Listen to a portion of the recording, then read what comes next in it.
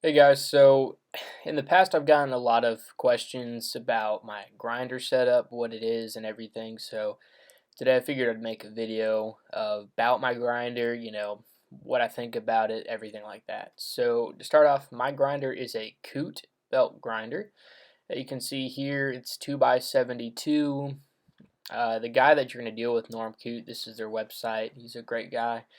I bought my grinder probably about 5 years ago, maybe longer than that now. But I've had it a long time, and it's been a great grinder.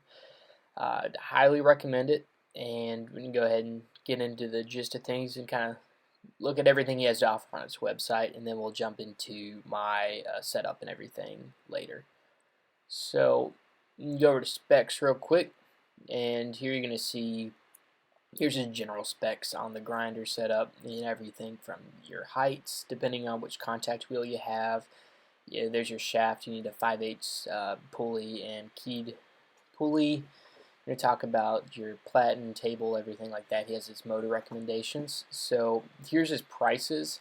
Now I have the 2x10x72 right here, and when I did it, I recall that shipping was maybe like $75, if I'm correct. But that was a while ago, so it's probably gone up. I don't know. With that said, it's a great grinder for the money.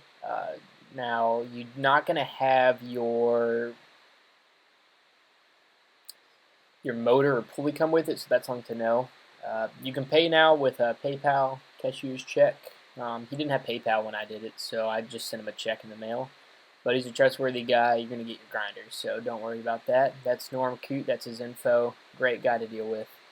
Yeah, nothing but great experiences I've had with him. So it's a really good guy. Produces stuff I've purchased from him on a couple occasions. So your accessories here, he has like aluminum sanding discs for like a disc sander. I don't have that. I do have the ceramic platen liner now, and I do highly recommend that. They're great. It's 28 to buy it and then or to get it installed, and then 31 is a separate purchase.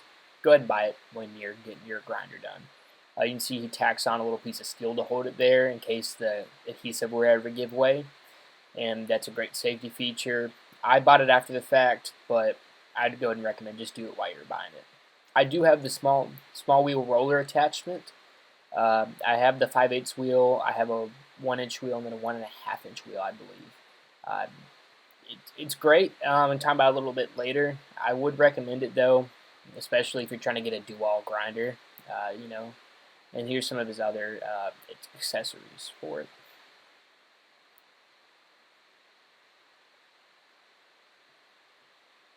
Now here's his setup. He shows 3 different setups on his website. That one's a step pulley setup.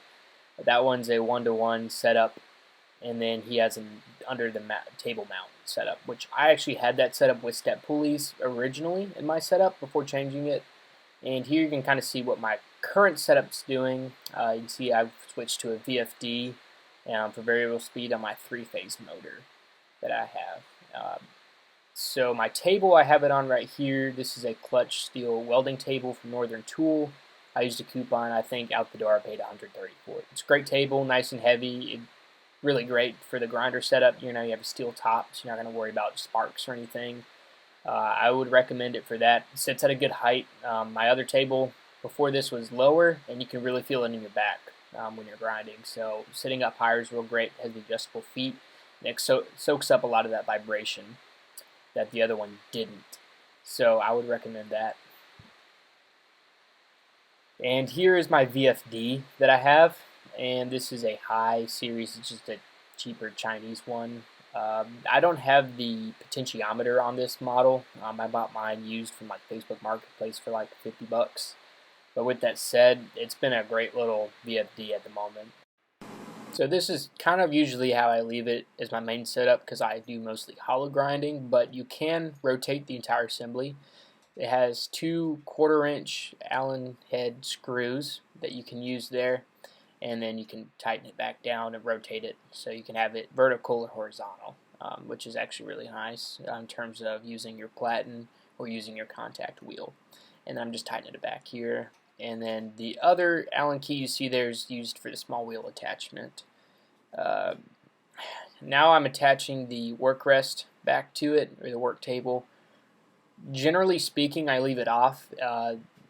The main reason being is that your Scotch-Brite belts are actually too thick and they're going to rub against the work rest. So that's something to note. And you can see I do have the ceramic platen liner on there, and that adds some thickness to it, so that's something to note. You're actually going to have to grind away a little bit of your work rest for your belts if you install that after the fact. If you get it installed when you order it from Coote, that's not an issue. And then the table itself is just held on by 4 little screws. I think I've lost 2 of them over the years, but they're easy to replace. You can just go to Home Depot and get them.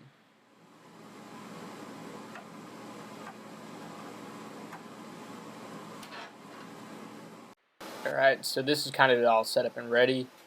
Putting on, I think, a 40 grit ceramic belt here, and I actually have a PVC pipe on the handle. Just gives you some more leverage. It's a great little tip.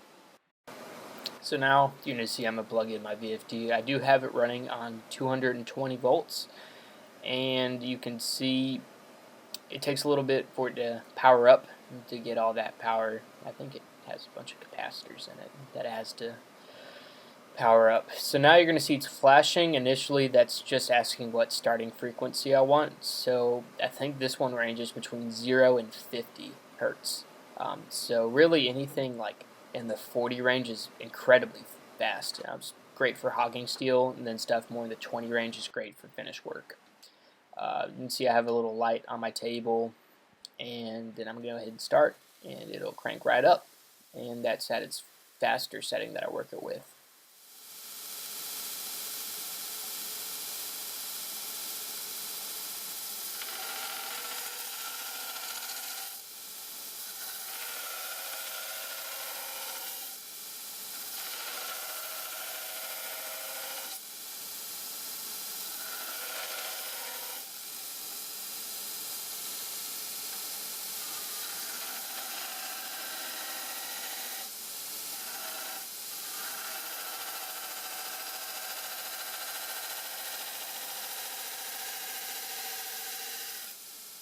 So here I am changing the speed. I'm just going to go ahead and increase it some so that we can go ahead and start hogging off even more material right there on the front.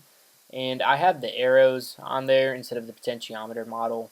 And there are ports to do a DC control, so my eventual goal is just to set up an external potentiometer. So then I just have a knob to control my speed, which would be a lot more convenient than trying to mess around with all the arrows.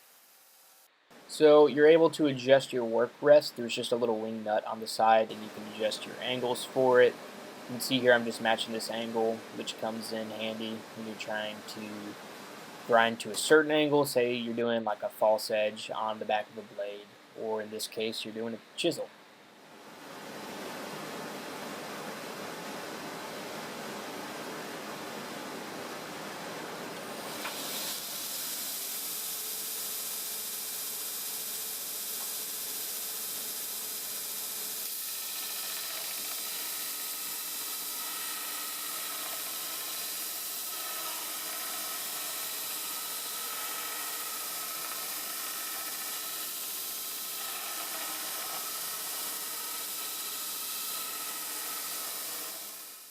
So while I'm readjusting it to the horizontal configuration, an important thing to note is you can see I am wearing hearing protection. It's pretty loud there, and also you can see I'm wearing a P100 particulate respirator. In addition to the respirator, I have an air filter directly above this unit, and then behind me you can see I have an attic fan right there that is blowing air out. So, and then I have the window open on the other side, so I'm getting a constant flow of air through there to help maintain a well-ventilated area. That's really important. You know, a lot of the stuff's not good to breathe in, so maintaining good ventilation is important. So here I'm using my Scotch-Brite belt. This is my coarse Scotch-Brite belt, and you can see I'm just using it to get a surface finish on my chisel. You can also see from this, I do have a spark chute of sorts set up. That's just made with some large hose clamps and then some duct from like Lowe's. I think I got that from Lowe's. Home Depot didn't have the exact size I wanted, so that one is from Lowe's, but I'm sure depending on your store you'll be able to find something like that. And then that just goes down into an angled into angled duct that then points into a 5-gallon bucket that's filled with water and dish soap. So that helps actually keep down a lot of the dust.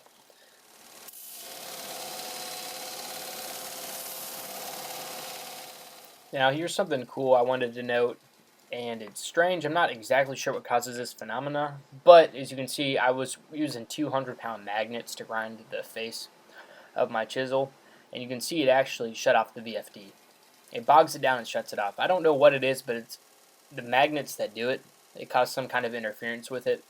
I was doing the exact same action later on using vice grips just to hold the top, and it wasn't bogging it down. So something specifically with the magnets caused that. So that's something to note. If you use that method a lot, then something with the VFD. I don't know how, or maybe changing my setup a little bit to have that not happen, but that's something to note in your setup.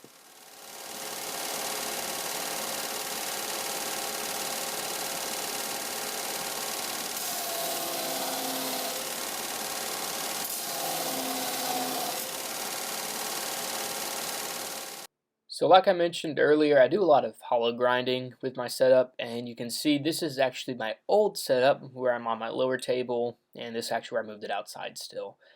Um, Still, it's a great grinder for hollow grinding, especially with that 10-inch contact wheel. You get a lot of clearance, and you can see there I'm running step pulleys on this for variable speed.